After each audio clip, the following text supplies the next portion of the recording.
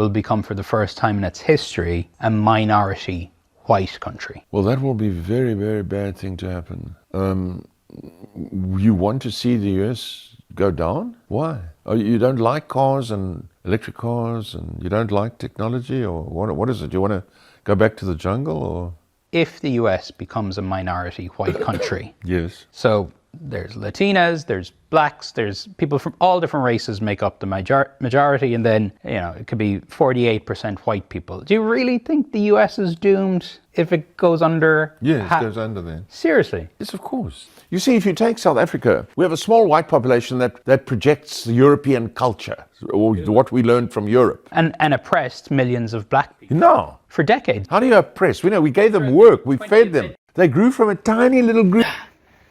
What he's saying is basically, when we white people went to Africa, stole the land, stole those people's resources, created our own colony, created a system that benefits white people at the expense of exploiting and oppressing the black indigenous people of that land, what we did is we did them a favor. This man's son is one of the most wealthiest billionaires on the planet. And his son, Elon Musk, is not too far off in how his father, Errol Musk, thinks and views the world. You know what they say? The apple doesn't fall too far from the tree. But this is a great video nonetheless, because you get to see how white people see things. Did you know that in the United States, they're trying to replace the word slavery? You know what happened here in this country? Slavery? They're trying to replace the word slavery in history books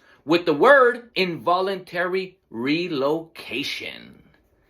Because if you leave it up to white people, they will romanticize all of the white crimes that they've committed against the indigenous people of every land that they have invaded and occupied. Committed genocide against the indigenous people and enslaved the survivors. Ethnically cleansed them, meaning stripping them from their original ethnic identities and rebranding them, removing them from their culture, and forcefully assimilating them into the white culture that the white colonizers were going to create in the colony that they were going to build on the corpses of the people that they just committed genocide on. And then they would grape the women. And when the child was born, they called that child a mulatto. Do you know what a mulatto is? Mulatto is a word that stems from the word mula, Spanish for mule, because that's the way that white people, descendants of Europe, identified the newborn. And they would identify this child as a half-breed mule, the mixture of a horse, a stallion, that represented the white man, and then a donkey. The donkey represented the black woman. Do you want to know why the donkey represented the black woman? Because the donkey was only used as an animal that was put to work. It had no purpose in this world other than to be put to work. And so when this mighty stallion, white man, graped this donkey, then the mule was born. Mula, mulatto. Sometimes when the half-breed was born, it was referred to as a pup. Do you want to know why it was referred to as a pup? Because it was birthed by a bitch. Did you know that the origins of calling black women a bitch was because white people identified them as such? And these bitches were kept in a stable. They had stables specifically made for black women. And these women were maintained in these stables. And they had no purpose other than to breed, to be graped by white men and forced to breed these pups. And then they would grab these pups and they would sell them to other white slavers. And sometimes the black male slaves would attempt to fight back or run away. Do you want to know what the punishment was when a black male slave tried to fight back or run away? They would either, one, grab him and grape him in front of other black slaves. Other times, they would literally cook. They would barbecue this man in front of black slaves. The white men would eat the cooked human being that was barbecued in front of them. And this is how they inflicted fear on the slaves. This is what we do to you if you ever dare to get out of line. Other times, they would grab a pregnant black woman slave, pregnant. They would hang her from a tree, from her legs, from her ankles. And they would force the black slaves to watch as they grabbed the blade and split open the belly of this pregnant black woman. And they would allow this unborn child to drop to the ground. And then they would allow the dogs to go and eat the unborn child in front of the black slaves. This is how they inflicted fear on any slave that either wanted to run away or fight back. In case you ever wonder how they managed to enslave a people for hundreds of years, because the tactics that they used were brutal. Oh, Ricardo, why are you saying all these things? What's this got to do with the video? Everything. Because if you leave it up to white people, they will romanticize their white crimes. Oh, if it weren't for us, you'd still be living in the jungles. You'd be uncivilized. You should be grateful. We came to give you a better life, a better world, a better civilization. You should be thanking us, not hating us. If you leave it up to white people, you as a non-white person, you will end up hating yourself and worshiping the ground that white people walk on. You don't believe me? Go look at the comment section of the last video I posted. Prior to this one, go look at the comment section and read some of the comments from black and brown men. The amount of self-hatred that we as non-white people suffer from. And all because we've allowed white people to tell us what's what, who's who, what history is, and what our future is going to become.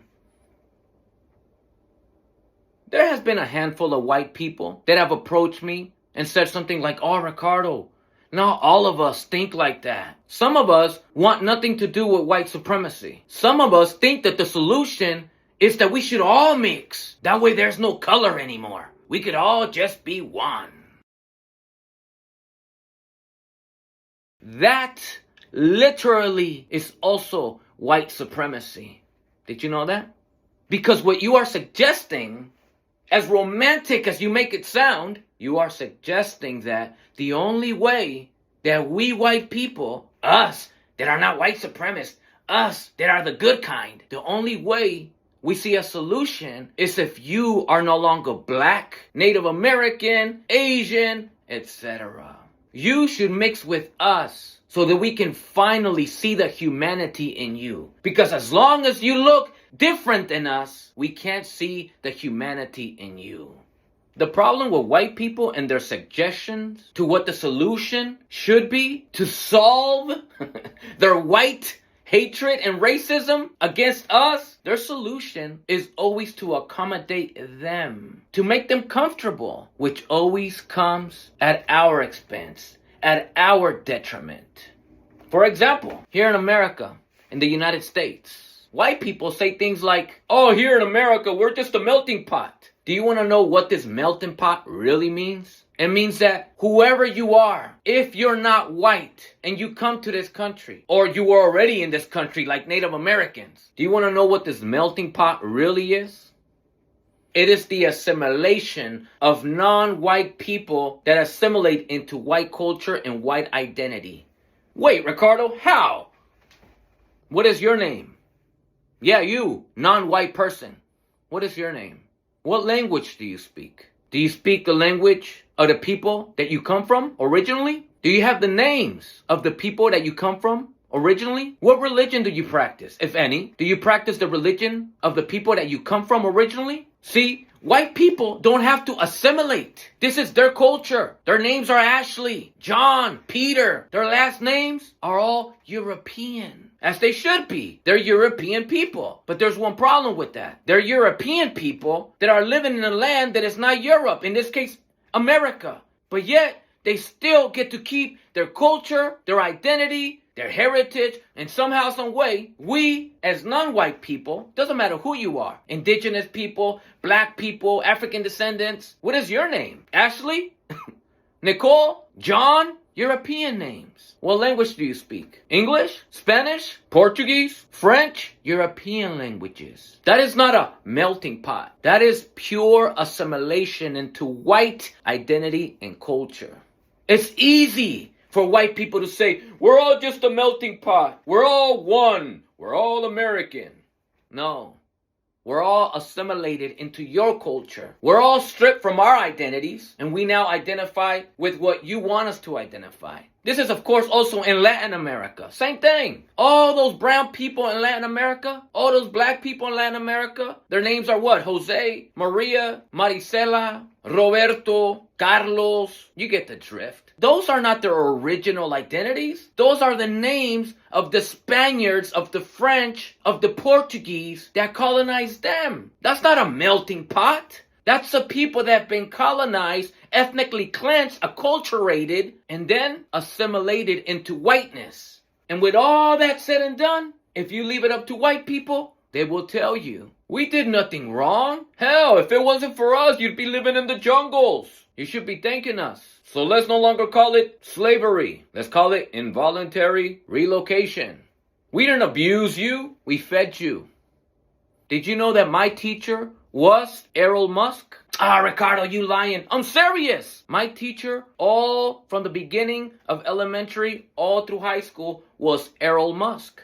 Yeah, because every last one had that mentality and romanticized history and depicted my people as the savages and the white man as the savior that came to save us and help us become civilized. And this is what will happen if you leave it up to white people to tell you what's what and who's who.